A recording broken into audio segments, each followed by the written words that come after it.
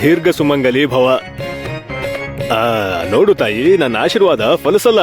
ಕಾಲಿಗೆ ಬಿದ್ದಿಯಲ್ಲ ನೀನು, ಅದಕ್ಕೆ ಆಶೀರ್ವಾದ ಮಾಡ್ದೆ ಅಷ್ಟೇ. ಹಾಗನ್ಬೇಡಿ, ಹಿರಿಯರ ಆಶೀರ್ವಾದ ತುಂಬಾ ಮುಖ್ಯ. ನನ್ಗೆ ನಿಮ್ಮ ಆಶೀರ್ವಾದ ತುಂಬಾ ಮುಖ್ಯ. ಆಗ ಹೇಳ್ಬೇಕಂದ್ರೆ ನಿನಗೆ ಯಾರ ಆಶೀರ್ವಾದನೂ ಬೇಡ ತಾಯಿ.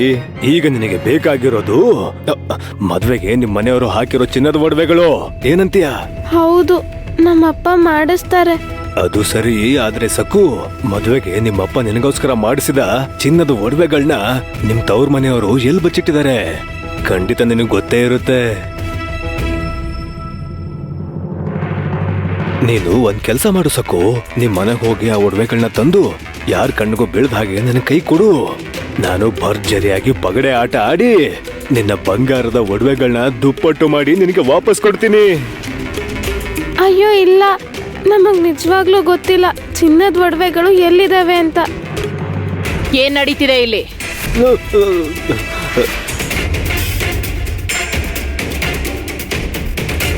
ಏನ್ ಮೈದ್ನ ಅವ್ರೆ, ನನ್ನ ನೋಡಿದ ತಕ್ಷಣ ನಿಮ್ಮ ಮುಖ ಬಾಡ್ ಹೋಯ್ತು. ಅದು ನಾನು ಯೋಗಕ್ಷೇಮ ವಿಚಾರಿಸ್ತಿದ್ದೆ ಅದಕ್ಕೆ. ಏಕಾಏಕಿ ನಿಮಗೆ ಸೊಸೆ ಮೇಲ್ ಪ್ರೀತಿ ಹುಟ್ಕೊಂಡಿದ್ಯಲ್ಲ. ಸಕ್ಕುಗೆ ಇಲ್ಲ ಸಲ್ಲದ ವಿಷಯಗಳನ್ನ ಹೇಳಿ ಅವಳ ಮನಸ್ಸು ಕೆಡಿಸ್ಬೇಡಿ. ಇವಳು ದಡ್ಡಿ, ನೀವು ಅಪ್ರಯೋಜಕರು. ಹೊಸ ಸಮಸ್ಯೆಗಳನ್ನ ಸೃಷ್ಟಿ ಮಾಡಬೇಡಿ.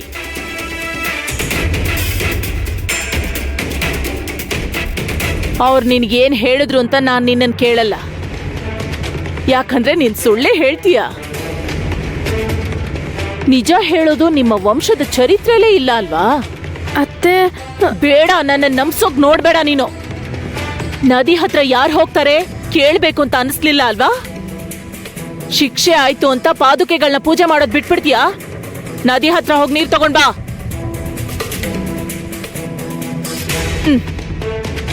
ನೋಡು, ನಿನ್ನ ಸ್ಪರ್ಶ ತಾಕಬಾರ್ದು ಅಂತ ಬಿಂದಿಗೆನ ಕೆಳಗಿಟ್ಟಿದೀನಿ. ಮೊದ್ಲು ಬಿಂದಿಗೆನ್ ಶುದ್ಧವಾಗಿ ತೊಳಿ. ಹೋಗೋ. ಆಯ್ತು ಅತ್ತೆ. ಸಮಯ ವ್ಯರ್ಥ ಮಾಡದೆ ನೇರವಾಗಿ ಮನೆಗ್ ಬಾ.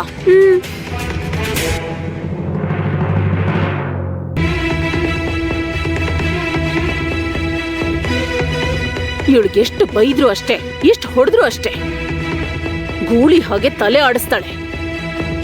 ಯಾರಾದ್ರೂ ಶಾಪ ಕೊಟ್ಟಿದ್ರು ಇಷ್ಟು ನರಕ ಇರ್ತಾ ಇರ್ಲಿಲ್ಲ. ನೋಡು, ಇವಳ ನಡವಳಿಕೆಯಿಂದ ಸಾಯ್ತಾ ಇದ್ದೀನಿ. ರೋಷ ಅನ್ನೋದೇ ಇಲ್ದೆ ಹೇಗಿದ್ದಾಳೆ ಅಂತ ಅರ್ಥನೇ ಆಗ್ತಿಲ್ಲ.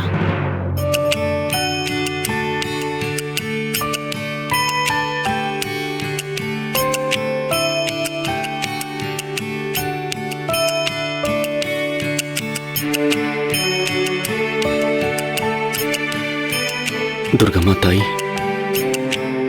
ಸಕ್ಕು ಅತ್ತೆ ಮನೇಲಿ ಸುಖ ಶಾಂತಿಯಿಂದ ಇರಬೇಕು ಅಂದ್ರೆ ಅವಳಿಗೆ ಚಿನ್ನದ ಒಡವೆಗಳನ್ನ ಮಾಡಿಸ್ಬೇಕು. ನೀನು ಶಕ್ತಿ ಪ್ರದಾಯಿನಿ. ಸಕ್ಕುಗೆ ಚಿನ್ನದ ಒಡವೆಗಳನ್ನ ಮಾಡಿಸ್ಕೊಡೋ ಶಕ್ತಿನ ನನಗೆ ಕೊಡು ತಾಯಿ. ಹಾಗೆ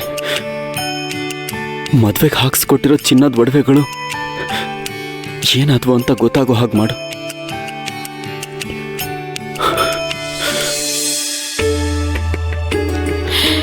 ತುಳಸಿ ಮಾತೆ, ನನ್ ಮನ್ಸೆಲ್ಲ ಆತಂಕದಿಂದ ತುಂಬಿದೆ. ಸಕ್ಕು ಅತ್ತೆ ಮನೆಗೆ ಕ್ಷೇಮವಾಗಿ ಸೇರಿದಾಳೋ ಇಲ್ವೋ ಗೊತ್ತಿಲ್ಲ. ಅದು ಗೊತ್ತಾಗೋವರೆಗೂ ನನಗ್ ಮನಃಶಾಂತಿ ಇರಲ್ಲ. ಶಿವಪ್ಪ,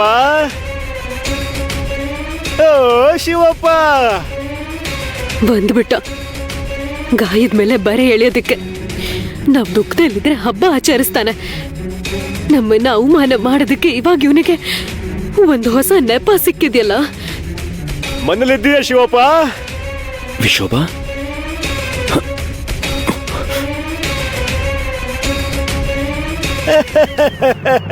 ಅದ್ ಸರಿ ಶಿವಪ್ಪ, ಏನಂದ್ರೆ ಸಕ್ಕು ಕ್ಷೇಮವಾಗಿ ಅತ್ತೆ ಮನೆ ತಲುಪುದ್ಲಾ? ಅಂದ್ರೆ ಸಕ್ಕು ಕತ್ಲಾದ್ಮೇಲೆ ಹೊರಟೋದ್ಲು ಅಲ್ವಾ? ಮೊದಲೇ ಕಾಡು ದಾರಿ, ದಾರಿ ಪೂರ್ತಿ ಕ್ರೂರ ಮೃಗಗಳಿರ್ತವೆ. ಇನ್ನು ಮೃಗಗಳಂತ ಮನುಷ್ಯರು ಕೂಡ ಇರ್ತಾರೆ. ಏನ್ ನಾಯಿ, ಯಾಕ್ ಬಂದಿದ್ಯಾ? ಹೋಗು ಇಲ್ಲಿಂದ. ನಾಚಿಕೆ ಇಲ್ವಾ ನಿಂಗೆ? ಎಷ್ಟು ಸಲ ಓಡಿಸಿದ್ರು ಮತ್ತೆ ಬರ್ತಿದ್ಯಲ್ಲ ದರಿದ್ರ ನಾಯಿ. ಮತ್ತೆ ನಮ್ಮನೆ ಹತ್ರ ಬಂದ್ರೆ ಬೆನ್ ಮೂಳೆ ಮುರಿತೀನಿ.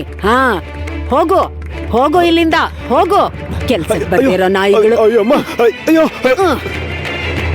ಅಯ್ಯೋ.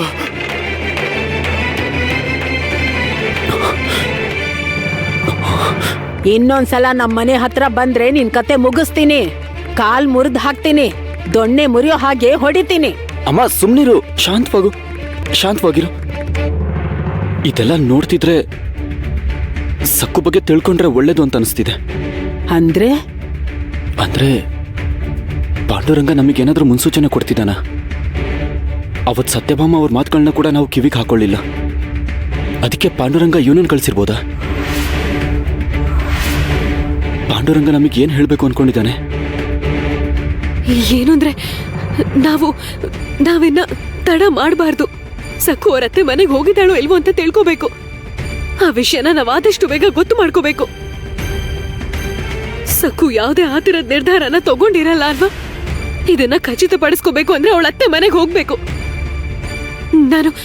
ನಾನು ತಕ್ಷಣ ಹೊರಡ್ತೀನಿ. ನಮ್ ಸಕ್ಕುನ ಕಣ್ಣಾರೆ ನೋಡೋವರೆಗೂ ನನಗ್ ಮನಃಶಾಂತಿ ಇರಲ್ಲ ರೀ. ಉಮಾ, ಅದು ನಾವೀಗ ಸಕ್ಕು ಅತ್ತೆ ಮನೆಗೆ ಹೋದ್ರೆ ಅವ್ರು ಅವಳನ್ನ ಇನ್ನಷ್ಟು ತೊಂದರೆ ಕೊಡ್ತಾರೆ. ಹಾಗಾಗ್ಬಾರ್ದು. ಏನು ಅಂದ್ರೆ ನಾನು ಅವ್ರ ಮನೆ ಒಳಗ್ ಹೋಗಲ್ಲ ರೀ, ದೂರದಿಂದಾನೇ ನೋಡ್ಕೊಂಡ್ ಬಂದ್ಬಿಡ್ತೀನಿ. ನಾನು ಇವಾಗ್ಲೇ ಹೊರಡ್ತೀನಿ. ಅದೇ ನಾನು ಅಲ್ಲಿಗೆ ಹೋಗ್ಬಿಟ್ಟು ಬರ್ಲಾ ಅತ್ತೆ? ನಾನು ಈಗ್ಲೇ ಹೊರಡ್ತೀನಿ. ಹೋಗ್ಬಾ ಉಮ್ಮ, ಸಕ್ಕು ಯೋಗಕ್ಷೇಮನ ತಿಳ್ಕೊಂಡ್ರೆ ಒಳ್ಳೇದೆ. ಹೋಗ್ಬಾ ಅಮ್ಮ, ಹುಷಾರಾಗಿ ಹೋಗ್ಬಾ. ನೀನ್ ಅಲ್ಲಿಗೆ ಹೋಗೋದ್ರಿಂದ ಸಕ್ಕುಗೆ ಹೊಸ ಸಮಸ್ಯೆಗಳು ಬರ್ದೇ ಇರ್ಲಿ ಅಂತ ದೇವ್ರಲ್ಲಿ ಕೇಳ್ಕೊತೀನಿ. ಹೊರಡು, ಹುಷಾರಾಗಿ ಹೋಗ್ಬಾ ಅಮ್ಮ. ಹಾಗೆ ಆಗ್ಲಿ ಅತ್ತೆ, ನೀವೇನು ಗಾಬರಿ ಆಗ್ಬೇಡಿ. ತಡ ಮಾಡ್ದೆ ನಾನು ತಕ್ಷಣ ಹೊರಡ್ತೀನಿ. ಬೇಗ ಹೋಗು, ಹೊರಡು, ಇನ್ನೇನು ಯೋಚನೆ ಮಾಡಬೇಡ.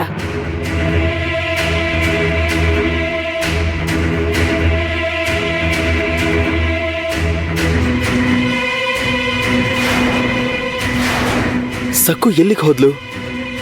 ಎಲ್ಲರೂ ಬೈತಾ ಇದ್ದಾರೆ ಅಂತ ಬೇಜಾರು ಮಾಡ್ಕೊಂಡು ಏನಾದ್ರೂ ಅನಾಹುತ ಮಾಡ್ಕೊಳ್ದಕ್ ಹೋದ್ಲಾ?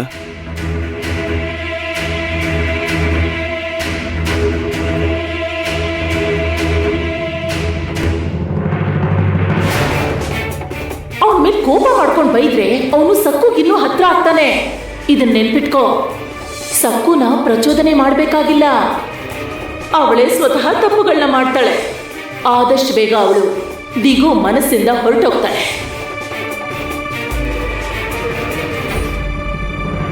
ಸೆಂಬು ಕಂದ, ಮಾವನ ಹುಡುಕ್ತಿದ್ಯಾ? ಎಲ್ಲೋದ ಮಾವ? ನೋಡು ನೋಡು ನೋಡು, ಇದೋ ಇಲ್ಲೇ ಇದ್ದಾನೆ. ಏನೋ ಏನಾಯ್ತು? ಮಾವ ತುಂಬಾ ಆತಂಕದಲ್ಲಿರೋ ಕಾಣಿಸ್ತಿದ್ದಾರೆ. ಮುಖ ಯಾಕೆ ಹಾಗೆ ಬಾಡೋಗಿದೆ? ಅಯ್ಯೋ ಸೆಂಬು ಕಂದ, ಹೇಳಿದ್ ಮತ್ ಕೇಳು. ನಿಮ್ಮ ಅತ್ತೆಗೋಸ್ಕರ ಹುಡುಕ್ತಿದ್ಯಾ? ಹೇಳು ಹೇಳು, ಮಾವಂಗ್ ಹೇಳು, ಗಾಬರಿ ಆಗ್ಬೇಡಿ ಅಂತ. ನಿಮ್ಮ ಅತ್ತೆ ಬಿನ್ಗೆ ತಗೊಂಡು ನೀರ್ ತರೋಕೆ ನದಿ ಹತ್ರ ಹೋಗಿದ್ದಾಳೆ. ಸಕ್ಕು ಅತ್ತೆ ಮನೆಗ್ ಬಂದ್ಮೇಲೆ ನಾವೆಲ್ಲರೂ ಸೇರಿ ಖುಷಿಯಾಗಿ ಆಟ ಆಡೋಣ. ಮಾವಂಗ್ ಹೇಳೋ, ನಿನ್ ಮುದ್ದಿನ ಹೆಂಡತಿ ತವ್ರ ಮನೆಗ್ ಹೋಗಿಲ್ಲ ಅಂತ. ಮತ್ ಮಾವಂಗೆ ಇದನ್ನು ಹೇಳು, ಮಾವ ನಿನ್ನನ್ನು ಎತ್ಕೊಳ್ಳೋದೇ ಇಲ್ಲ, ಆದ್ರೆ ಅತ್ತೆ ಆದ್ರೆ ದಿನ ನನ್ನನ್ನು ಎತ್ಕೋತಾಳೆ, ಆಟ ಆಡಿಸ್ತಾಳೆ.